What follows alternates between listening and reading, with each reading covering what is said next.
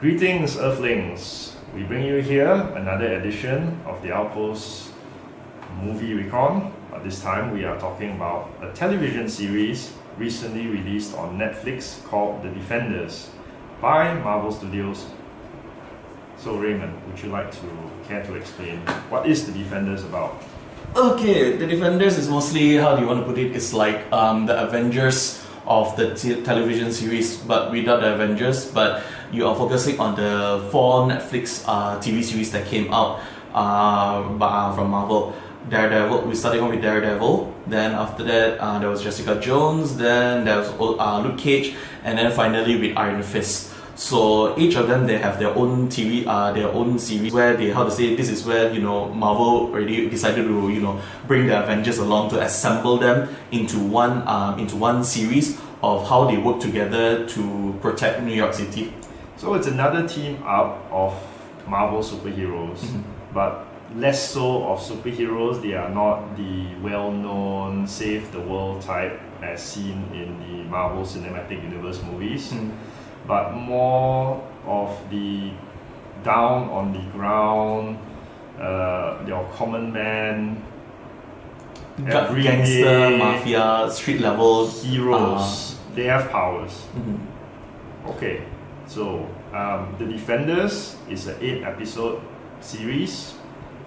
Now on Netflix, it is a bit shorter than the regular series of each of them. So Raymond, who are the characters that we need? Okay, so we start off with the first Defender, which is Daredevil. Briefing intro is that Daredevil is alter ego is Matt Murdock, who when he was young he got into an accident that he became blind, but however he had heightened senses. He has super hearing. He's also being trained by a mercenary ninja named Stick. But that is his night job as a vigilante Daredevil. But in the morning, he's a lawyer. He's a lawyer. So that is mostly Daredevil. That is the first Defender, the first series of Netflix. So what happened at the end of his last series? I understand that is season 2. Yes. So in season 2, he met up with the Punisher, and also he met up with his ex-girlfriend, Elektra, who is also another ninja.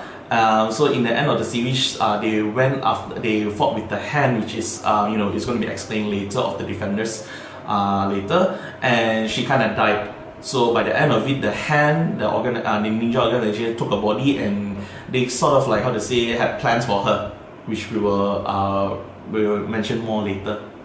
So who else do we see imported from the Daredevil series in The Defenders?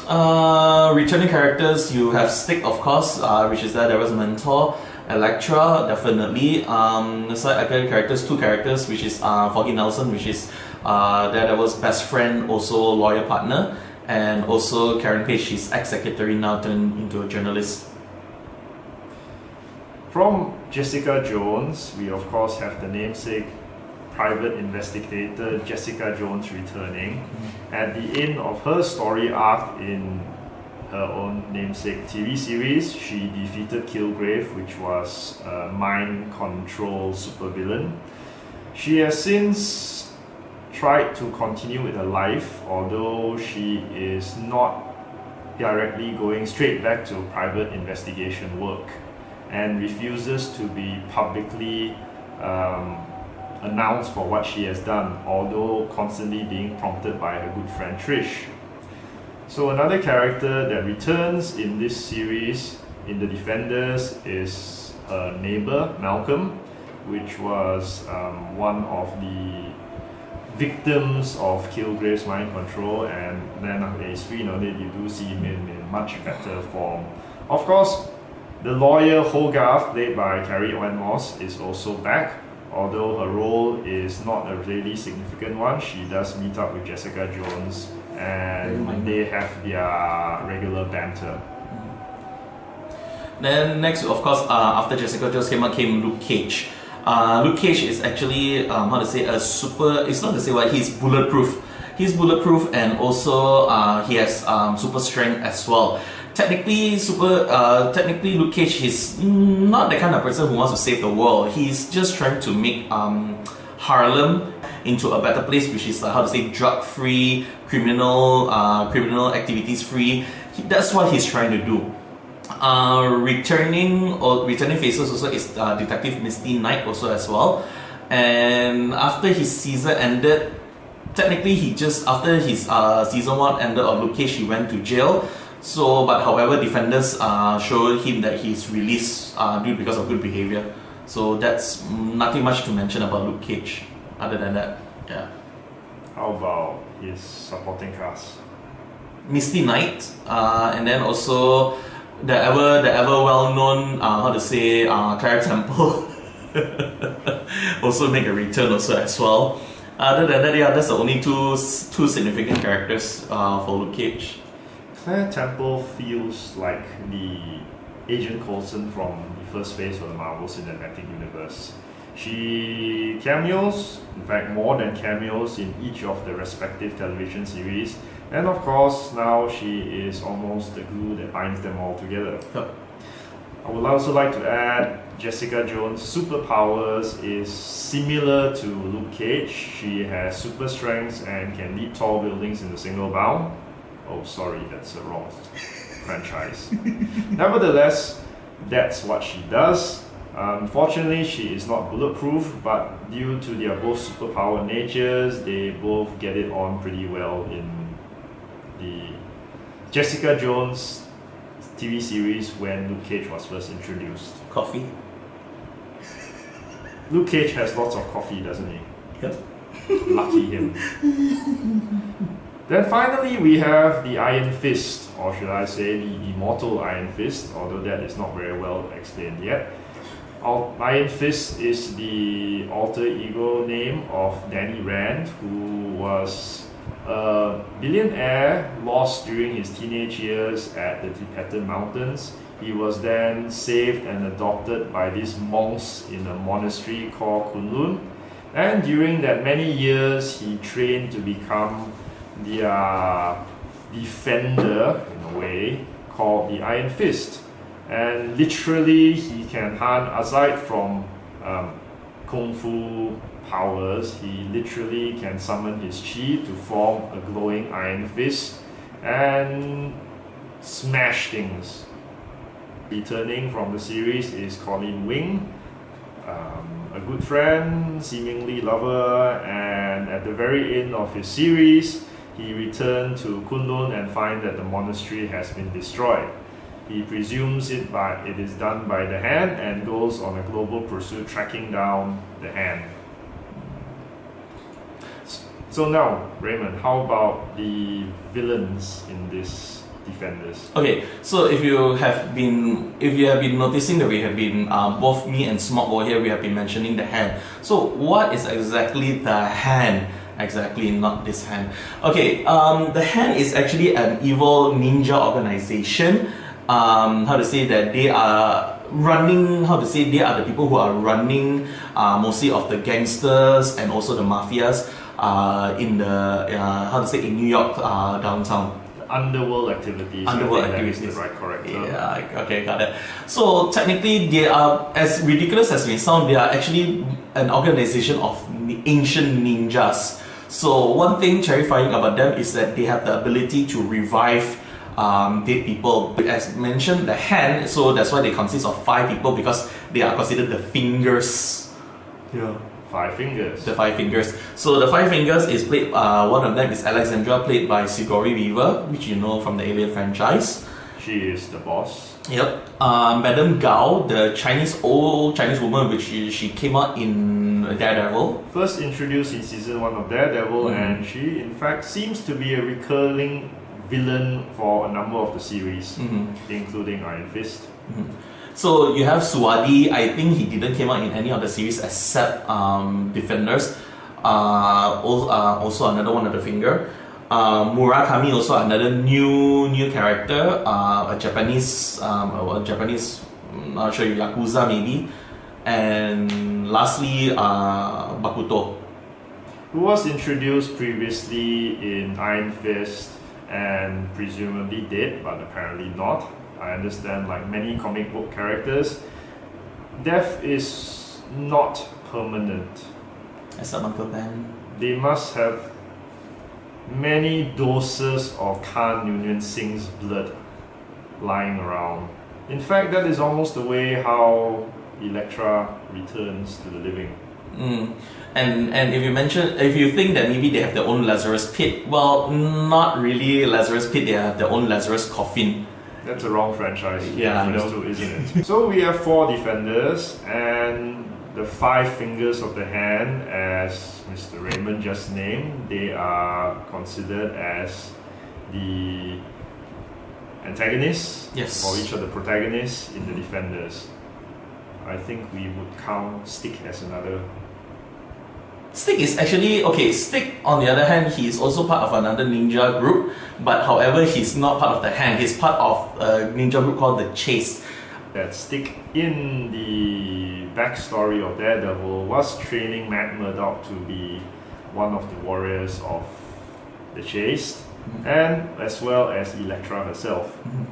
That didn't turn out very well. Nope. Oh man. So Raymond, we see the team up of our 4 action heroes. They finally come together.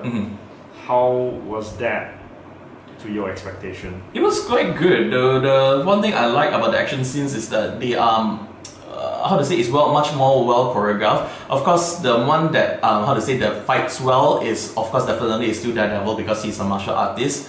The rest, well, you know, Jessica Jones, Luke Cage, and Danny, their fighting is a little bit sloppy also as well. But overall, action sequences are good. Also, what to mention is that this series also, as you may know, is a Netflix series, so it's quite violent also as well. So you will still see people, you know, getting their hands chopped off, heads chopped off also as well. So it's definitely not kiddie friendly like our Marvel movies in the cinemas. It's definitely not. For someone who's trained as the ultimate defender of Kunlun, we do see Iron Fist, aka Danny Rand, beaten up quite a lot, don't we? That's a funny part, you know, because I don't understand how come that he was like trained with monks, and you would expect that he has a better martial arts action sequences, but no, you see Daredevil a lot more, has a better fighting sequence compared to Danny Rand, surprisingly. And I mean, if you watch like Daredevil season 1 and season 2, his fighting style is mostly sloppy, but after that it gets better. So in Defenders right now, Daredevil could handle 2 people at the same time with ease. So you could see that he became much better. But then even maybe because that, you know, we could say that he's still in training-ish. But he's graduated. He is the immortal Iron Fist. Given the Iron Fist powers. But again, he's still. I mean, the way I look at him, the way he's fighting is still not as fluid, not as smooth as Daredevil, and considered as martial artist. I think that aside, there was much criticism directed at the Iron Fist TV series. Not all of it would seem to be related to his fighting method, but simply lack of logic in having plans, or more of lack of plans that he makes towards countering the hand. It seems he gets a bit better this time, but it's still not all about his story. But the team-ups were tasteful in the first encounters between each of the characters. Of course, like all Marvel movies, we have to see a superhero beatdown. When we are first introduced this with Iron Fist versus Luke Cage. Now, you may imagine how most of that fight may turn out, considering Luke Cage himself is literally bulletproof, man. Hell yeah. What is that word you use in gaming? The tank, the wall. Yeah, the tank.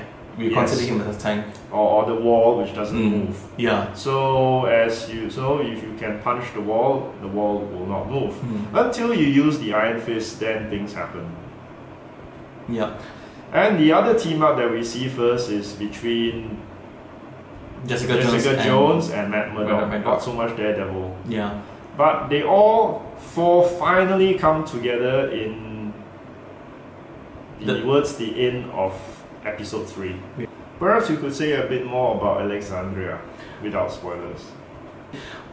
She's quite mysterious, but she seems to know a lot of history.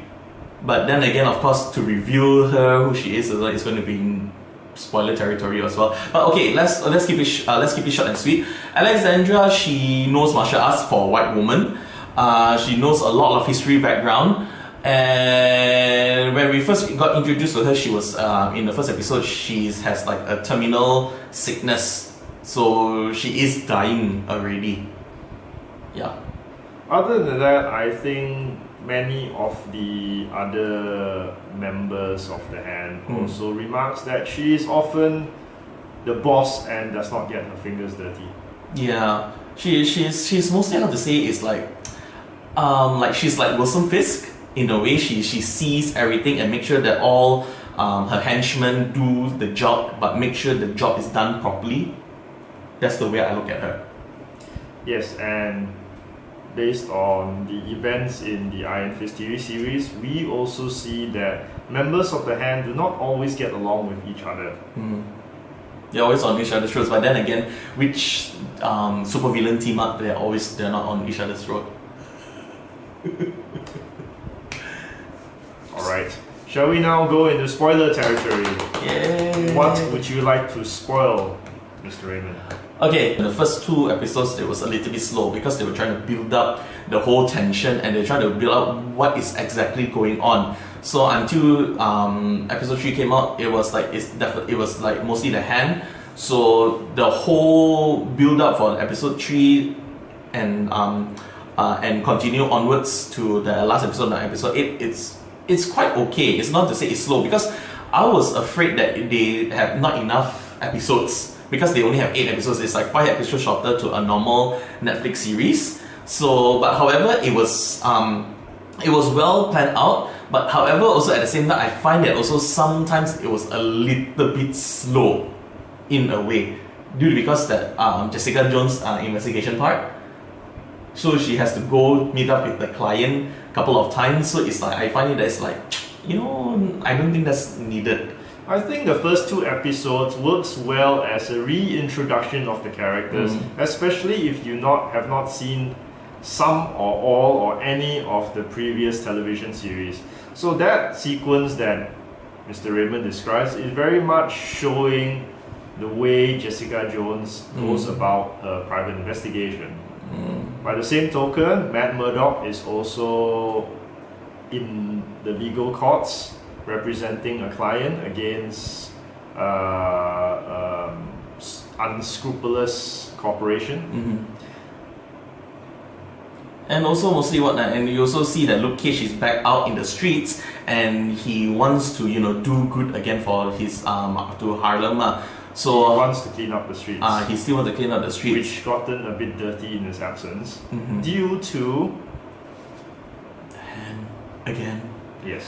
So surprisingly, that each of their investigations are towards each other, even though they have their own, each of the heroes have their own, each their own problems, but however the problems, somehow one way or the other leads to the Hand. Yeah, coincidence? And it leads all to them teaming up together by the end of the 3rd episode. Yes, finally. Even though they team up and they had their first together fight for like maybe the last 10 minutes to 15 minutes of episode 3.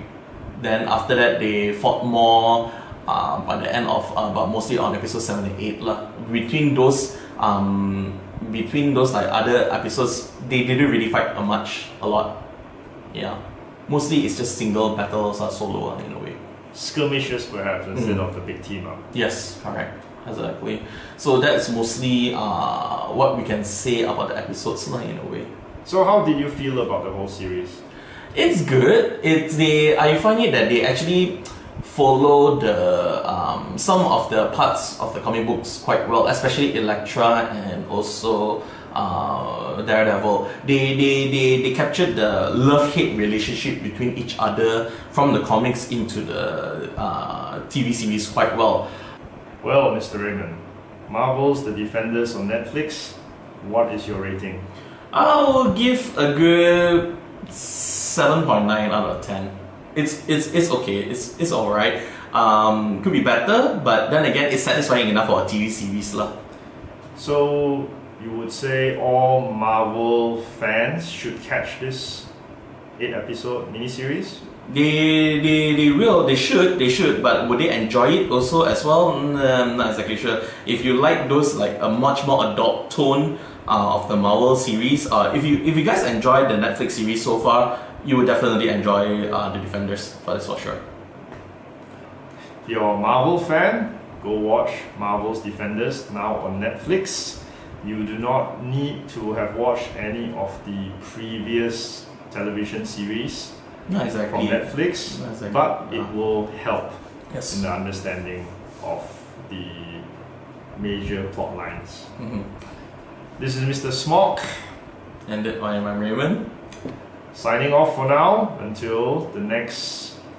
Movie review or TV series, depends. If you like what we say, please subscribe to our YouTube channel to get the latest updates.